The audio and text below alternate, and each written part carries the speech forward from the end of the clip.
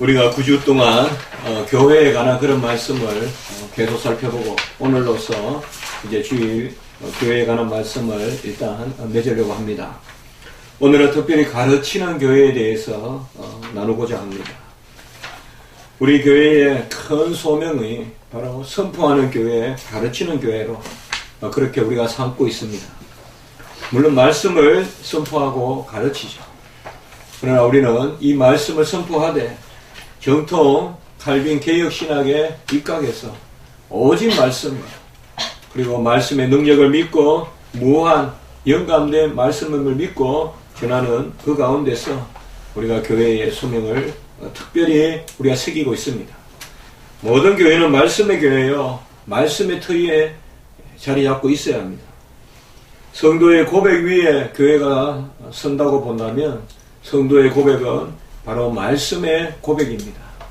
말씀의 진리가 고백의 그런 대상이 되는 것입니다. 바울은 디모데에게 너는 배우고 확신한 일에 거하라 라고 이렇게 목회의 권면을 하고 있습니다. 내가 누구에게서 배운 것을 알며 언제든지 기원이 뚜렷한 그런 지식을 가져야 합니다. 우리는 아무 데서나 듣고 아무 데서나 새긴 것을 가르치는 것이 아니라 누구에게서 배운 것을 알면 우리는 하나님에게 배우고 성경을 통해 배우고 사도를 통해 배우고 바로 성경과 교회의 전통 가운데서 말씀을 배우는 것입니다. 그것을 우리가 새기라는 것이죠. 그것을 바로 새기고 하나님의 말씀을 전할 때 온전히 하나님의 역사가 일어난다는 것입니다. 전하는 자가 없이 듣는 자가 없듯이 가르치는 자가 없이 배우는 자가 없습니다. 배우는 것은 스스로 배우는 것이 아니라 특별히 하나님은 직분을 세웠습니다.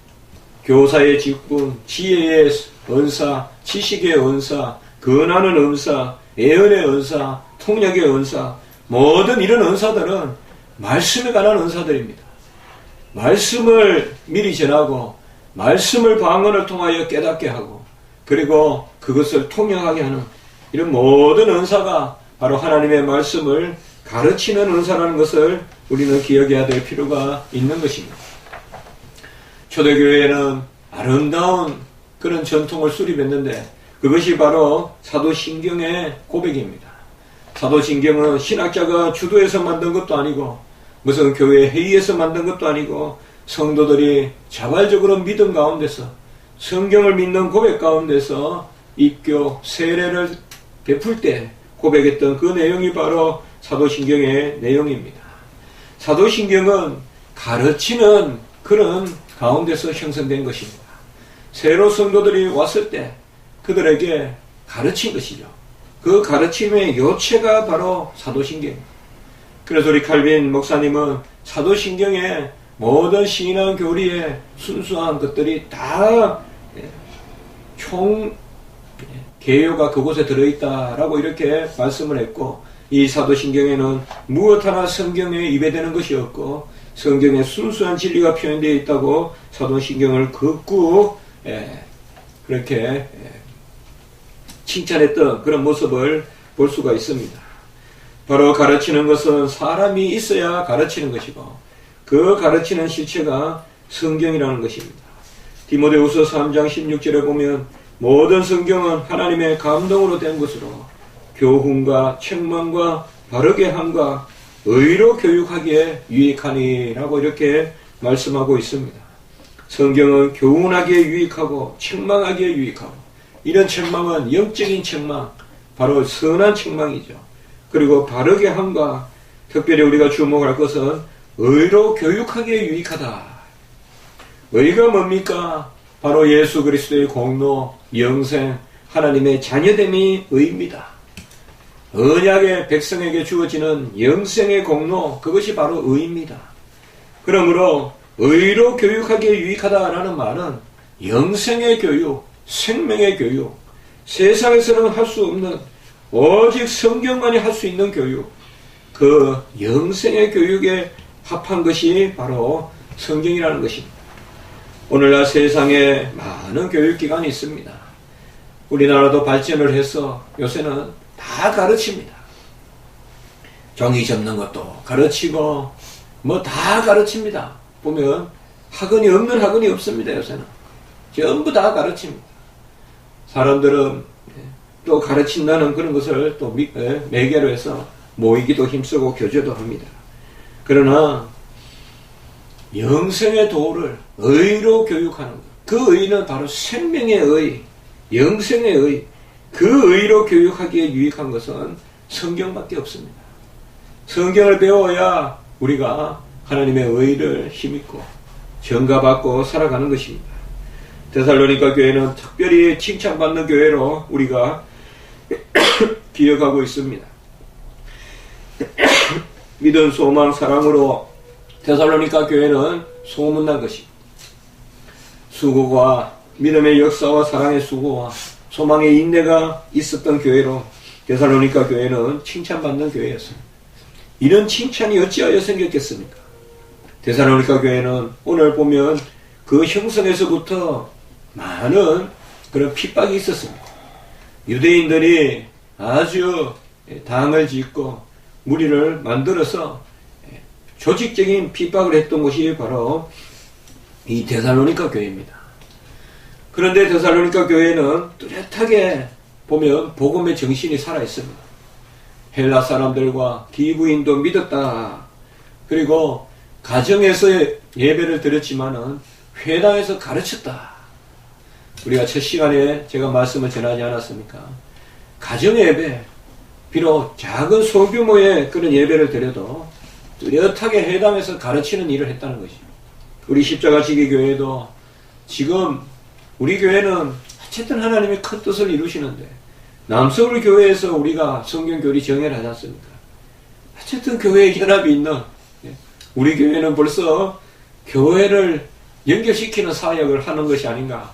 제가 언젠가 남서울교회 이철 목사님도 곧 한번 만나서 좀 더 또 하나님의 뜻이 있다면 또 화정부 목사님 후임 목사님 되셨는데 또 다 개혁교회의 설교를 또 귀하게 여기시고 어쨌든 하나님을 기도하면 가장 귀한 자리로 합당한 자리로 인도하시는데 정말 어떻게 보면 남서울교회야말로 우리가 찾던 교회가 아닌가. 지금 이철 목사님도 그러하시지만 또 이철 목사님은 국제적인 그런 사역에 관심이 많으시거든요. 은퇴하시면 그런 일을 할 겁니다. 아마 국제적인 사역을 감당하실 거고 하정부 목사님은 개혁주의 설교에 우리가 다 알다시피 관심이 있지 않습니까? 다 하나님이 그저 하시는 것 같아도 그곳에 장소를 정한 데는 큰 뜻이 있다고 저는 믿습니다. 바로 이 데살로니가 교회는 헬라 기부인도 전도하고 그리고 핍박이 있지만 굳건히 서서 어떻게 보면 곧 사라질 교회.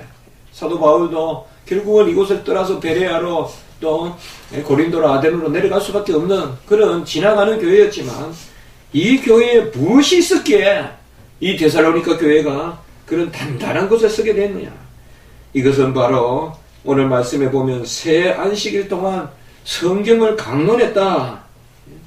그리고 뜻을 풀어서 설명했다. 이렇게 성경에 기록되어 있습니다. 성경 말씀을 가르치기에 힘을 썼다는 것이죠. 강론하기에 힘을 했고 새 안식일 동안 성경을 가지고 강론했다. 바로 세 주 동안 가르쳤다는 말씀인데요. 매일 가르쳤느냐 그것은 우리가 정확하게 알 수는 없지만 최소한 세 주 동안 안식일만큼이라도 열심히 가르쳐서 3절에 보면 17장 3절에 보면 뜻을 풀어서 가르쳤다라고 이렇게 말씀하고 있습니다. 무엇을 가르쳤느냐? 그리스도가 해를 받고 죽은 자 가운데서 다시 살아났다는 것을 증거했습니다. 우리가 이 당시에 성경이다 그러면 17장 2절에 성경이다 그러면 주로 구약을 이야기하는데요. 여기에서 우리는 이미 신약교회의 태동을 볼 수가 있습니다. 이 당시에는 아직까지 성경이다 그러면 신약 성경이 아니라 구약 성경을 대체로 의미합니다. 사도 바울의 서신서가 가장 신약 성경 중에 빠른 말씀에 해당하거든요. 그렇게 봤을 때는 사도 바울이 성경이라고 했을 때는 아직까지 우리가 오늘날 신약이라고 여기는 그런 성경이 아닙니다. 그러나 여기에 잘 보시면 2절에 성경을 가지고 구약을 가지고 강론을 했는데 어떻게 강론했느냐? 3절에 보면 뜻을 풀었는데 어떻게 그 뜻을 풀었느냐? 구약 성경의 뜻을 어떻게 풀었느냐? 그리스도가 해를 받고 죽은 자 가운데 다시 살아나야 할 것이라고 구약이 증거했다고 풀었다는 것이죠. 그래서 구약과 신약에 일어났던 일을 신구약을 정확하게 풀었다 이 말입니다. 구약은 오경이 있고 선지서가 있고 역사서가 있고 시가서가 있지 않습니까? 이 당대의 성경은 구약을 말합니다. 그러나 그 구약을 가지고 뜻을 풀어서 예수 그리스도를 증거했다는 것이죠. 이것을 3주간 했는데 이 말씀을 유대인들이 듣지 못하고 5절에 보면 시기한 거예요.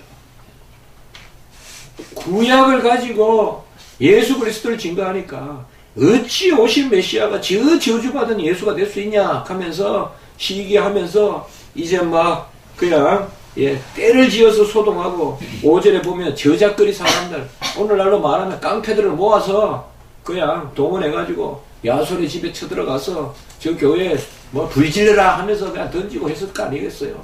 큰 핍박을 일으켰을 거 아니에요. 데살로니가 교회는 이런 핍박이 있었습니다. 그러나 이 교회가 칭찬받은 것은 우리가 이걸 기억해야 됩니다. 그들의 사랑의 수고도 믿음의 역사도 소망의 인내도 말씀을 강론할 때 나타났다는 것이죠. 말씀을 강론할 때 믿음의 역사와 사랑의 수고가 나타나지 사랑한다고 사랑할 수 없다 이 말이에요. 소망 바라고 한다고 바랄 수 없다 이 말이에요. 오직 말씀이 우리 안에 온전히 증거되고 말씀이 온전히 우리 안에 역사하면 자연히 믿게 되고 자연히 사랑하게 되고 자연히 소망하게 된다 이 말이에요. 말씀이 역사하면 세상에 허탈한 것에 소망을 두지 않는다. 말씀을 잘 배우면 하나님 나라에 신령한 것을 소망한다 이 말이에요. 그리고 살아가게 된다 이 말이에요. 지금은 부족하고 연약하지만 그것은 아직 내가 말씀의 감화가 부족한 것이요. 말씀의 역사가 내 안에서 부족하기 때문에 그렇지. 더 말씀이 내 안에서 역사하고 새겨지고 잘 박힌 목과 같이 되면 이제 우리가 살아난다 이 말. 우리가 데살로니가 교회 어찌하여 우리 십자가 지기 교회가 칭찬받는 교회가 되겠습니까? 우리 교회는 미약하다고도 느끼지만 그러나 하나님 앞에서 그것은 또 다른 이야기입니다. 우리 교회는 먼저 말씀의 부흥이 있어야 됩니다. 성도 각자 하나가 말씀에 대한 부흥이 있어야 돼요. 우리 원욱과 마리아도 내적인 말씀의 부흥이 있어야 돼요. 나는 어린데 하면서 말씀을 멀리하면 안 돼요. 하나님의 성령의 역사가 있으면 어린아이라도 다 말씀의 역사로 하나님을 온전히 고백하는 것입니다. 바울이 이렇게 가르쳤을 때 종교적인 질투가 일어나지만은 그러나 유대인들의 그 방해가 데살로니가 교회를 막지를 못했습니다. 우리는 말씀대로 살 때 당연히 말씀대로 증거하고 목회하면 핍박이 없고 부흥이 있어야 당연한 거라고 생각하지만 성경 말씀은 말씀을 증거할 때 이런 영적인 시기 혹은 종교적인 시기가 있다는 것입니다. 5절에 아까도 말씀드렸지만 유대인들은 시기하여 이 유대인들이야말로 예수를 기다리던 사람들 아닙니까? 정말 우리가 이런 부분들이 있다는 거예요. 우리가 가장 밤을 새벽을 깨우면서 기도하는 게 복음 전도인데 그런데 복음 전도를 시기할 때가 있단 말이죠. 남이 부흥되고 하면 시기하는 그런 마음도 있는데 어쨌든 우리는 이런 말씀 가운데서 하나님 앞에 온전히 서야 되는 것입니다. 사도 바울은 말씀 강론을 선교의 주요한 일로 여겼습니다. 그런 에베소 회당에 들어가서 석 달 동안 말씀을 강론하고 건면하였다고 나와 있습니다. 사도행전 19장에 보면 에베소에서 무엇을 했느냐? 말씀을 강론하고 건면했습니다. 오늘날 선교사님들 많은 것을 준비하지만 제가 신학교에서 가르치다 보면 저는 선교하니까 조지신학이 필요 없어요. 저는 선교하니까 좀 더 빨리 교수님 제가 우리 스터디나 이런 데 오라 하면 저는 선교해야 되기 때문에 좀 더 선교하는 모임에 가겠습니다. 물론 그것이 맞지만은, 그러나 조금 제 마음에 아쉬운 것은 선교가 뭐냐. 사도 바울이 어떻게 선교했냐. 바로 말씀을 강론하고 근면하고, 에베소에서도 사도행전 19장 8절에 보면 강론하고 근면하는데 아무도 안 들으니까 포기한 것이 아니라, 말씀 안 들으니까 포기한 것이 아니라 두란노 서원에 가서 소수 정예 부대만 가르쳤습니다. 두란노 서원에서는 제자들을 따로 세우고 가르쳤다고 말씀하고 있습니다. 우리가 말씀을 가르치다가 많이 침잠하고 많이 절망감을 느낍니다. 제 자신도 그런 것을 많이 느낍니다. 그러나 사도 바울이 석 달 동안 그렇게 가르쳐서 안 됐습니다. 말씀을 강론하고 근면해도 안 됐어요. 그래서 따로 사람들을 세워서 3년 동안 이제 두란노 서원에서 가르칩니다. 수에 다소에 문제가 있는 것이 아니라 숫자가 적더라도 3년 동안 이렇게 가르치는, 역시 이 에베소 교회가 어쨌든 초대교회의 또 중심교회가 돼서 우리가 알다시피 폴리갑이라든지 이 사도 요한이라든지 초대교회는 이 에베소 교회를 빼고는 말할 수가 없어요. 에베소 교회가 중심적인 교회가 되는 것이. 물론 사도 우리가 요한계시록에 보면 그런 책망도 받지만 그것도 처음 사랑을 또 잊어버리는 그런 에베소 교회의 그런 부분도 있지만, 칭찬받는 거 보면 그들이 분명히 처음에는 말씀에 집착했다는 거죠. 그래서 하나님께서는 이 말씀의 강론과 말씀의 역사를 통하여서 큰 일을 이루시는데, 두란노 서원에서는 바로 사도 바울이 말씀을 강론하니까 능력이 나타나서, 바울의 손에 능력이 나타나서 바울의 손수건만 던져도, 그것만 만져도 병이 낫는 이런 역사가 있었습니다. 우리도 말씀을 잘 배우고 말씀을 가르칠 때 그의 손에 능력이 나타나서 여러 가지로 은사도 나타나고 헬라인이나 이방인이나 또 유대인들이 다 듣는 그런 역사가 일어나는 것입니다. 오늘 말씀에 우리가 둘째 부분에 읽었던 부분도 보면 드로아에서 이제 사도 바울이 마지막 사역을 사실 마칩니다. 사도 바울의 공식적인 선교는 여기서 끝이 나는, 그의 마지막 선교가 바로 뭐냐. 첫째 날, 그 주일의 첫째 날, 사도행전 20장 7절에 보면 그 주간의 첫날, 이게 바로 주일입니다. 우리가 여기서 벌써 초대교회에서 주일을 지켰다는 걸 알 수가 있습니다. 이건 안식일이 아닙니다. 마지막 날이 아닙니다. 그 주간의 첫날에 7절에 보면 주일날, 우리가 섬기는 이 날, 바로 주일날 떡을 떼도록 모였습니다. 아마 이때는 초대교회의 주일은 함께 모여 먹고 마시는, 우리 주님이 먹고 마셨지 않습니까? 그래서 우리가 주일날 라면이라도 끓여 먹는 것은 이 다 성경적인 것입니다. 이게 더불어 먹고 마시는 것이죠. 여기도 보면 떡을 때려 모였더니, 주일날 그저 국수라도 하나 먹는 거, 이게 그저 하는 게 아니라 저는 중요하다고 생각합니다. 우리 여집사님들은 싫어하지만 그래도 먹고 마시고 나누는 것도 주일날 주 안에서 떡을 때려 모였더니, 참 재밌는 표현이죠. 우리는 요새 교회에 설교 들으러 간다. 중세시대 때 뭐라 그랬을까요? 성찬 받으러 간다. 중세 때는 설교 들으러 간다 안 그럽니다. 전병, 미사, 성찬 받으러 간다 그럽니다. 요새는 뭐예요? 설교 들으러 간다. 대체로 주일날 목사님 설교도 못 듣고 이렇게 대충 예배하고 설교하고 이렇게 거의 일치시키는 뭐 그런 경향이 있죠. 그러나 이때는 보면 표현이 떡을 때려 하였더니, 떡을 때려 모였더니, 이런 것을 보면 초대교회에서는 우리가 아마 추측건데 상당히 모이면 이 축제예요. 영어로 말하면 banquet, 축제예요, 축제. 우리가 성찬을 영적 스피리추얼 뱅큐시라고 그러잖아요. 영적 축제라 그러잖아요. 그래서 함께 모여서 떡을 떼면서 주님의 살과 피를 기념하고 함께 더불어 먹고 마시는데, 그때 사도 바울이 강론을 했습니다. 또. 그래서 저는 이렇게 가만히 생각을 해보니까 사도 바울의 선교의 처음과 끝은 말씀 강론이에요.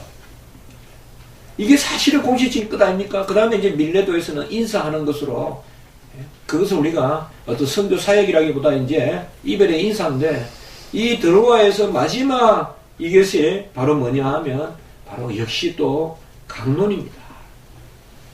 뭐 감정이 많고 정서가 풍부한 사람들은 마지막에 뭔가 다른 세레모니나 어떤 이벤트나 이런 걸 할 가능성이 많은데, 끝내 말씀을 보는, 오늘날도 무슨 기념회니 몇 주년이니 할 때, 저도 칼빈 500주년에 그렇게 제안을 했지만 말씀을 가르치고 배우는, 그래서 우리 교단은 그래도요, 전국 노회에 순회하면서, 전국 노회에 다니면서 충청도 제주도까지 가가지고 모아서 칼빈의 신학을 가르친 교단은 우리 교단밖에 없습니다.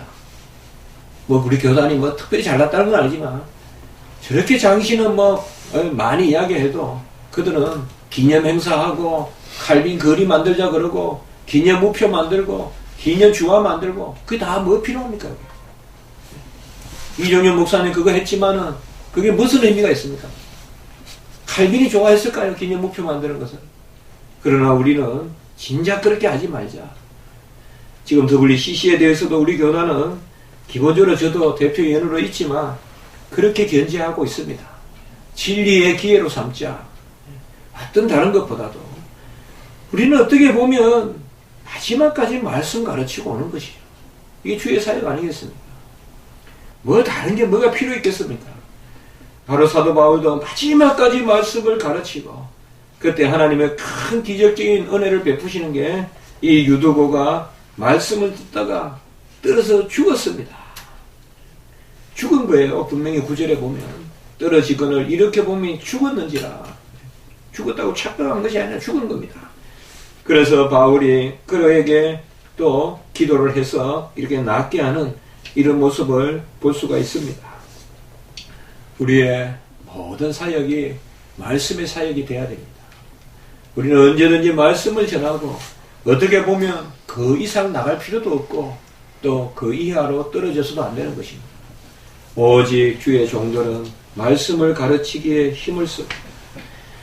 천국에서 1.1핵이라도, 계명의 1.1핵이라도 작게 가르치고 그렇게 여기고 그렇게 가르치는 자도 지극히 작다 여김을 받는다 했으니, 우리도 그렇게 여기지 않는 자리뿐만 아니라 그렇게 가르치는 자리도 서서는 안 되겠습니다. 말씀을 귀하게 여기고 가르쳐야 합니다. 예수님이 가르치니 무리가 놀랬다고 했습니다. 우리도 기도해야 합니다. 우리가 가르칠 때 놀라는 역사가 나타나야 됩니다. 세상을 깨우는 역사가 나타나야 됩니다. 저는 요새 아프리카의 이런 다큐멘터리 이런 것을 보면, 아프리카 이런 데서 보면 막 학교를 지어놓고 의자만 이렇게 놓고, 어제도 보니까 그런 게 나오는데 막 그냥 60명 70명 꽉 채워놓고 우리 요만한 공간에 거기서 가르치면 다 듣지 않습니까? 정말 저런 좀 가르침, 우리나라에도 그 야학의 전통 뭐 이런 게 있지 않습니까? 가르치면 막 구름대같이 모여서 듣는. 저는 분명히 이야기합니다. 귀가 없는 것이 아니라 들을 소리가 없다고 저는 분명히 이야기합니다. 이게 저는 우리 시대를 분별하는 것이라고 생각합니다. 우리가 정말 소리를 내고 가르치는 목소리를 내서 정말 우리가 가르치면 사람들이 좀 모여드는 그런 역사가 있기를 바라는 것입니다. 전부 근이 있는 자와 같이, 예수님이 가르치니 근이 있는 자와 같다 그랬는데, 우리도 예수님과 함께 근이 있는 말씀을 가르치고 우리가 가르친 적 회개하는 역사가 나타나는 그런 일이 있기를 주님의 이름으로 축복합니다. 초대교회는 로마서 12장, 고린도전서 12장에 보면 이 가르치는 직분을 교회의 가장 중요한 직분으로 여겼습니다. 가만히 은사를 보십시오. 은사의 핵심은 가르치는 데 있습니다. 지혜의 말씀, 지식의 말씀, 예언의 영, 영분별의 영, 방언, 통역, 이런 은사들이 전부 말씀을 중심으로 형성되어 있는 은사입니다. 말씀을 깨닫게 하고 말씀을 미리 알게 하시고 말씀을 통하여서 분별하게 하시고 지혜의 영, 근하는 영, 지식의 영을 주신 것입니다. 우리 주님께서 우리에게 진리의 영을 주셨다고 했습니다. 그리고 예수 안에는 지혜와 지식이 부요하게 있다라고 골로새서 2장 3절에 말씀을 하셨습니다. 이제 말씀을 마칩니다. 제가 9주 동안 교회에 관한 그런 말씀을 전하였습니다. 우리 교회는 무엇을 해야 될까요? 디모데전서 4장 11절에 보면 너는 이것들을 말하고 가르치라 라고 이야기했습니다. 선포하고 가르치라는 것입니다. 말하라는 것은 선포하라는 것이요, 가르치라는 것은 가르치라는 것입니다. 우리 교회도 말하고 가르치는 교회가 되었으면 좋겠습니다. 이 말하고 가르치는 것을 계속하라. 디모데전서 4장 16절에 말하고 있습니다. 내가 내 자신과 가르침을 살펴. 같이 해봅시다. 내가 내 자신과 가르침을 살펴. 이 일을 계속하라. 우리 자신을 살펴보고 우리 가르침을 살피라는 것입니다. 내가 무엇을 알고 있는지, 내가 잘 가르치고 있는지 먼저 나를 살펴 이 일을 계속하라고 이렇게 말씀하고 있습니다. 이런 은혜가 우리 성도님들과 우리 교회 위에, 한국교회 위에 함께하기를 주님의 이름으로 축복합니다. 기도드리겠습니다. 하나님 아버지 감사합니다. 선교가 말씀의 강론임을 깨닫게 하시니 감사를 드립니다. 사도 바울은 말씀 강론하며 선교하고 말씀 강론하며 선교를 마치고 이 로마로 끌려가는 그런 아버지여 주의 소명을 받은 줄 믿습니다. 우리도 말을 하고 가르치는 데 전념하는 그런 교회가 되게 하시고 우리 각자가 될 수 있도록 인도하여 주시옵소서.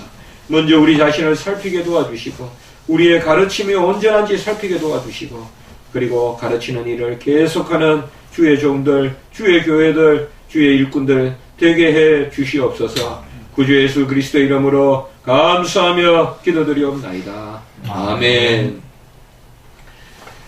이제 찬송가 185장